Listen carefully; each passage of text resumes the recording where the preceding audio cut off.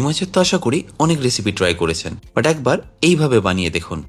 তার জন্য প্রথমে রুই মাছগুলোকে ম্যারিনেট করে নিতে হবে হলুদ, কাশ্মীরি লঙ্কার গুঁড়ো, নুন আর সর্ষের তেল দিয়ে। তারপর একটা পেস্ট আপনাদের বানিয়ে নিতে হবে। তার জন্য লাগবে সর্ষে, গোটা ধনে, গোটা জিরে, গোলমরিচ, ঝালের জন্য কাঁচা লঙ্কা, রসুন আর সামান্য একটু আদা। তারপর ধনেপাতা, নুন আর সামান্য একটু জল দিয়ে এটাকে ভালো করে পেস্ট করে নিন। আর গ্রেভিটা বানানোর আগে একটা পাত্রে আমি সর্ষের তেল নিয়ে মাছগুলোকে ভালো করে ফ্রাই করে নিচ্ছি।